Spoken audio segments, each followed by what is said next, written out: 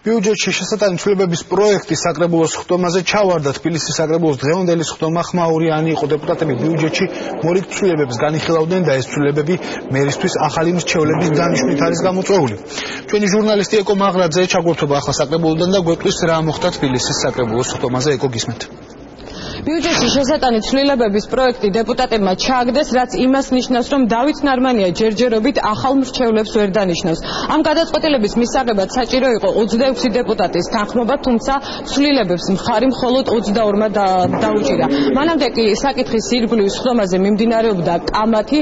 დეპუტატებმა დავით ნარმანიას დღევანდელ განცხადებას უწოდეს სამარცხვინო და მათ მოითხოვეს თბილისის მერისგან, რომ დავით ნარმანიამ საზოგადოებას განუმარტოს თუ რაში სჭირდება მას 5 მრჩეველი.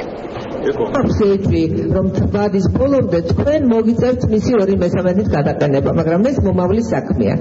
ეხლა შტატების გარდასთან დაკავშირებით, ის რომ ერთი შტატი არაფერი არ არის, ამაზე მინდა გითხრათ საკრებულოს ყოველ ხდომაზე, რომ თქვენ ერთი შტატი დაუმატოთ მერიას, დათვალეთ სადავა ეს შტატების ოდენობა. ხალბატონის შევდია ყველაზე ნამდვილად მიხვდა, რასაც გულისხმობდა ბატონი დავითი აი ამ სიტყვებში. დიახ, ის გულისხმობდა, რომ ნაციონალურ მოძრაობას ნამდვილად არ ეკითხება თუ როგორ იქნება ამ შემთხვევაში განაწილებული. ეს იცოდეთ, იმიტომ რომ ამ შემთხვევაში ხალბატონო შევდია, მე მინდა ჩვენ კოლეგებს წინა იყო აქ მიზასავსეც. მე მგონი აქ ბილობილის შემოტანაა საჭირო. ყველა მიმართულებით დავით ნარმანიას აქვს სერიოზული კრიზისი.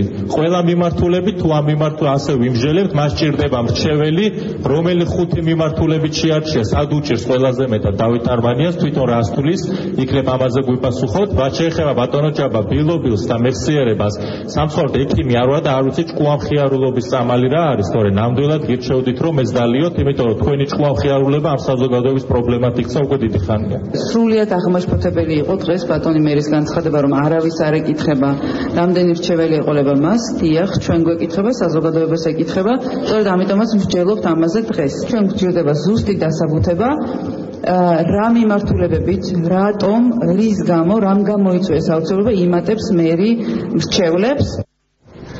დღევანდელ ხდომაზე ასევე კამათის ერთ-ერთი თემა იყო მირზაშაფის პროექტთან დაკავშირებით გაკეთებული განცხადებები. დეპუტატების ნაწილმა მოითხოვა, რომ კონკურსი თავიდან ჩატარდეს, პირობები კი დაადგინოს არა ინვესტორმა, არამედ დედაქალაქის მერია.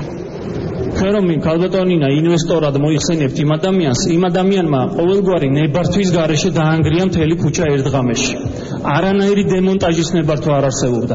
იმ ადამიანმა ჩაიდინა სისხლის სამართლის დანაშაული, მან დაანგრია მირზაშაფის 16 ნომერი კულტურული მემკვიდრეობის ძეგლი, ისე რომ არ ძეგლის სტატუსი მოუხსნია და არ დემონტაჟის ნებართვა არ გაცემულა. დანაშაული რომ ჩაიდინა ის იმიტომაც ციხეში და ისინი რომ ცუდი იყვნენ, ამიტომ ჩვენ დავაყოლოთ. ბატონ გოჩა, ყველა არქიტექტორი ჟიურის წევრი იყო წინააღმდეგი ამ პროექტის. ყველა არქიტექტორი წინააღმდეგი იყო, ოთრონემსაძის მამა წინააღმდეგი იყო. აბა კარგად გაიხსენეთ.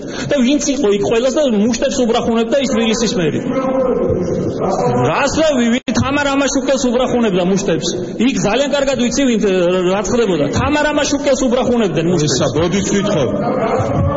ბატონო გოჩა, სისულელებს არ ვლაპარაკობ. თუ პირობები იყო მიუღებელი, მაშინ ის ადამიანები, ვინც თქვენ დაასახელეთ, რატომ მონაწილეობდნენ ამ კონკურსში? თუ თავიდანვე ისეთი პირობები იყო ჩადებული, რომელიც მათთვის იყო მიუღებელი. ხოლო რაც შეეხება იმას, კომისიამ მიიღო უკვე გადაწყვეტილება, არქიტექტორთა უმრავლესობამ ხარი დაუჭირა კონკრეტულ პროექტს.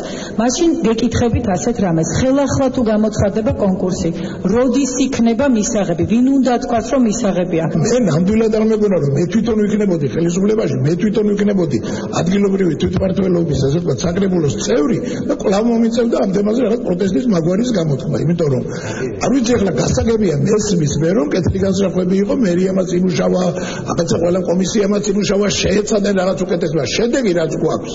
ახლოსაც კი არ არის არც ერთი პროექტი რაც იქ არის. რაც შეეხება თბილისის 2015 წლის ბიუჯეტში დაგეგმილ ცვლილებებს, შეგახსენებთ, რომ ეს ცვლილებები დაიგეგმა მას შემდეგ, რაც ცნობილი გახდა, რომ მერიაში საშტატო ერთეულების რაოდენობა იზრდებოდა და დავით ნარმანიას ემატებოდა კიდევ რამდენიმე მრჩეველი. მაგრამ როგორც უკვე გითხარით, პროექტი დეპუტატებმა ჩააგდეს, ჯერჯერობით უცნობია, როდის მომართავს დედაქალაქის მერია განმეორებით საკრებულოს ბიუჯეტში შესატანი ცვლილებების დამტკიცების თაობაზე.